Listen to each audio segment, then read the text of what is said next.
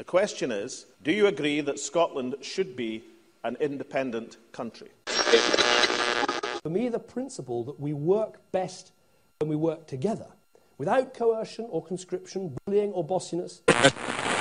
Always whenever someone says, oh, peace and sausage, and it's a roll and sausage, and this sausage roll, we're better together. Well, they didn't. It was us. We invented it, just like every other bloody thing. Well, that's very interesting. We have very serious the referendum.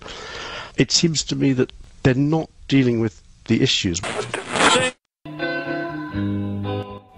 Hi, if you've been fed up with most of the debate until now, the Scottish Independence Podcast is your chance to hear some different views on what the independence referendum means for Scotland. Hello and welcome to Scottish Independence Podcast number 10. This time I spoke to Rebecca McKinlay, who's an environmental scientist. We had to chat about how environment policy might look in an independent Scotland and about some of the things that people are restricted from doing at the moment because of the current setup with the union. As important as nobody likes to think the podcast is, we can't actually have the building work stopped outside when we're recording, so that's the reason for the hammering that you hear a couple of times during the recording. It's very brief though. There'll be a couple of little announcements at the end, so I'll have a wee word with you then. Hope you enjoy it. Rebecca McKinlay, can you tell us a little bit about yourself and the work that you do? Hello, I'm an environmental scientist and my speciality is actually chemicals that interfere with how hormones work and with the endocrine system, what are generally known as endocrine disrupting chemicals. Now, your listeners will probably be very glad to know that's not what I'll be going on about the entire time today.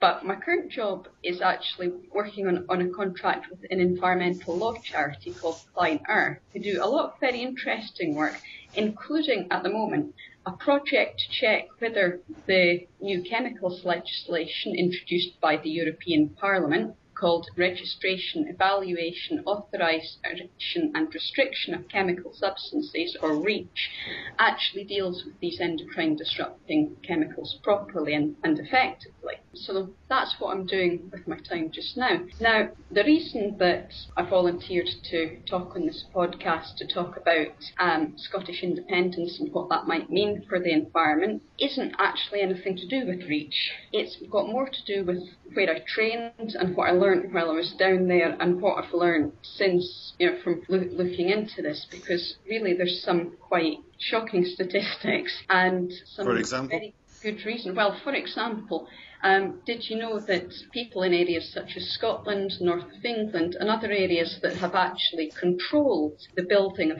houses on floodplains, which is quite a big issue when you consider with climate change we're going to see more extreme weather events, more flooding. The events of last winter are becoming more and more common in areas that are prone to flooding, such as the southeast of England. Things like the Thames Barrier have never been more active, and that's only going to increase. Well, £200 million a year is being taken from our premiums to subsidise the insurance of properties in areas of England, including the southeast, where it's still perfectly legal to build on floodplains and where 10% of these properties are built on floodplains. Now, the responsibility for negotiating with the insurance industry for flood insurance is reserved to Westminster. There's very little that the Scottish Parliament can do about it. So basically, we've been sensible, they haven't been, but we still have to pay for it because we're part of this United Kingdom. People are probably more familiar with the debate in the media about renewable energy than they are with planning permission.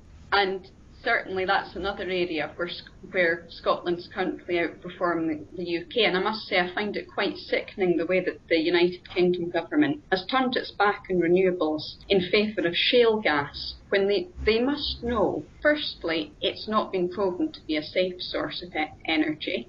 The environmental consequences in parts of the world where fracking has become widespread have been very severe, although there's been a lot of effort to hide this and to distract people from this. And eventually shale will run out as well. So really, So it's short-termism again. It's pure short-termism. The same as in the 1970s, when in the southeast they decided, no, we don't want decent building regulations. We want the property developers to make more profits. It's the same short-termist mindset. And I mean, in Scotland, I'd certainly take some issues with some of the renewable developments that are going on, but the political will at least is there to decrease our reliance on hydrocarbons. We've got both a strong government commitment to invest in renewable research and development and a commitment to install renewable-friendly infrastructure and renewable capacity itself. So if you support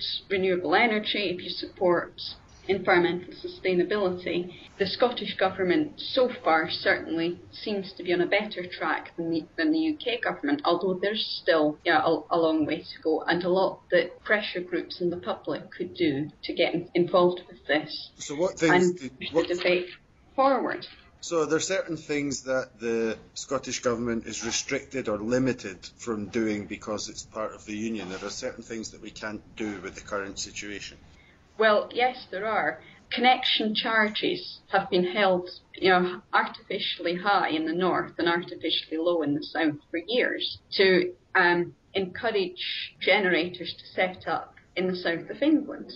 The UK government has repeatedly structured its economic incentives and investments to favour certain areas over other areas. Now, I think debate about why that should be, it's probably best kept for another podcast, but that's the reality we face.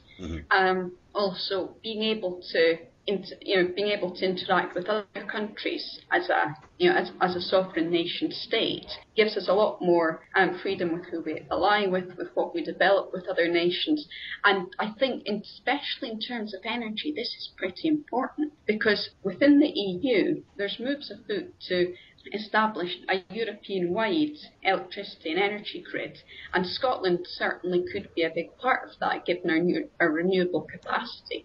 And if we don't want nuclear energy in Scotland, the only realistic way we're going to get a steady base load is to occasionally import in from other countries. That's either going to be the UK or continental Europe. And so I think increasing our collaboration with these countries would certainly be a good thing from the point of view of energy security. So it'd be more secure if we didn't have to go through London? Exactly, and to be frank, we could get a lot more done.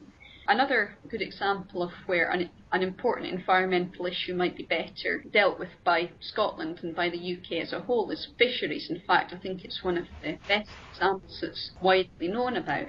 Now, in terms of the UK economy, fishing's pretty unimportant relative to the other big industries. It employs very few people. In Scotland, okay, it's not a major employer, but it's very, very important for a lot of economically marginal communities.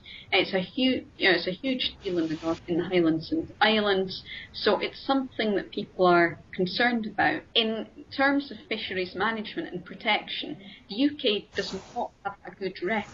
Our fishing quotas have repeatedly been used as bargaining chips in the EU when the UK governments wanted something from Norway or from one of the other fishing nations. There was even an example a few years ago where a lot of our haddock quota got sold, I think it was to Denmark, for pig food, because the person who was doing the negotiation had no idea that haddock was eaten widely in Scotland. Incredible. And in terms of fisheries protection, the UK is notorious in the EU for misreporting its catches. It's maybe not the most recent report, but there was a report brought out in 2005, the Marine Resources Assessment Group report, Review of Impacts of Illegal, Unreported and Unregulated Fishing in Developing Countries. Now, it's an interesting report because it actually compares the approaches and the outcomes of the approaches in many different countries, not just developing countries. And what they found, for example, in 2003, half of the North Sea cod catch was estimated to be landed illegally. Well, and they couldn't actually give an estimate of what percentage of the total catch in the UK was landed illegally. In Norway, it was estimated to be 0.3%. In terms of fisheries protection in Scotland, it's absolutely pathetic. We've got 260,000 square miles of sea. We've got over 6,000 miles of coastline, and it's not in one straight block like it is in Norway. You've got the circumference, really, of most of the country to patrol. What do we have to patrol it with? We've got 4 unarmed ships and 2 fixed-wing aircraft. Meanwhile, the Norwegian sea fishing is a big priority, is a very important part of their economy. So what have they done? Well, the Coast Guard is actually part of their military. They've got 10 armed ships, 3 of which can carry helicopters if helicopters are needed. They've got 3 warplanes to patrol their seas. So which countries doing better in terms of fishing protection? And of course, Scotland, although many aspects of fisheries protection are devolved, defence certainly isn't, so we can't integrate the two. I think it would make the British government work harder if you told them that there were terrorist fishing boats, and then they'd probably be all over it. But with regard to what you could get done, one of the examples that comes from the left, actually, against independence quite often, is that, a smaller nation state is more easily bullied by a large corporation into doing one thing or another. But I believe you had some examples about how smaller nations can resist the tide and do their own thing better. Tell it to Denmark. Mm-hmm. In my field, endocrine disrupting chemicals, there's currently a push on, led by Denmark and some of the other smaller Scandinavian countries, to try and ban several of the more widespread endocrine disruptors, but also to try and ban chemicals that have similar modes of action, so that affect the body in similar ways, instead of banning them individually, which is what you currently have to do. Now, the approach of banning them as groups is much more sensible, and originally, when REACH was proposed, it was in the proposals, and that's part of how it was meant to work, but that was watered down, and by lobbying the bigger countries that have less democratic, where the populations have less say in how the countries run because they're more distant from centres of power. The UK actually is a classic example in this area. The large corporations have been able to shackle REACH a lot, and the main impetus that's driving the sort of positive faction, if you like, that's trying to use REACH as a tool to protect the environment is being led mainly by Scandinavia, France, and a few other countries where the environment's high up on the political agenda purely through the actions of the electorate and environmental bodies such as charities that the electorate supports. Now, another example that isn't in the chemicals line would be neonicotinoid pesticides. These are implicated in the decline of honeybees, and the 2 first countries to ban neonicotinoids were France and Slovenia.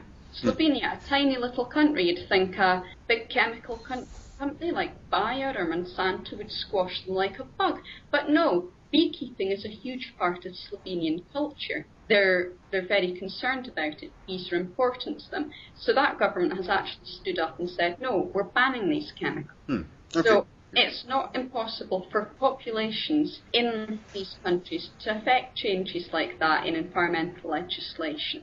The key is having an engaged population that has access to its government. And I think what we currently have in Holyrood, although plenty of people can criticise it, and I'm sure there are many valid criticisms of our current democratic process, it's a streets ahead of first past the post. Mm-hmm. So, you can see that, for example, in the way we were able to change the makeup of the government in the last election. Yeah. Overnight, Labour's ability to dominate the Holyrood Parliament was swept away. There's more democratic, I wouldn't say there's more democratic accountability, but there's less of a democratic deficit. Yeah, there's less of a deficit, and also there's more choice. If you look at Westminster, what have you got? You've got Labour or the Tories, and what's this, really? Mm-hmm. Especially given the recent events with the recent turn to the right of Labour. Yeah, Scottish Labour's been, the leash has been pulled. The Parliament has been devolved, but the party certainly has. So as soon as Lamont got her chain yanked, that was them. Now they're singing from the same hymn sheet. Okay, and with getting people involved in Scotland, is there a problem that stems from the fact that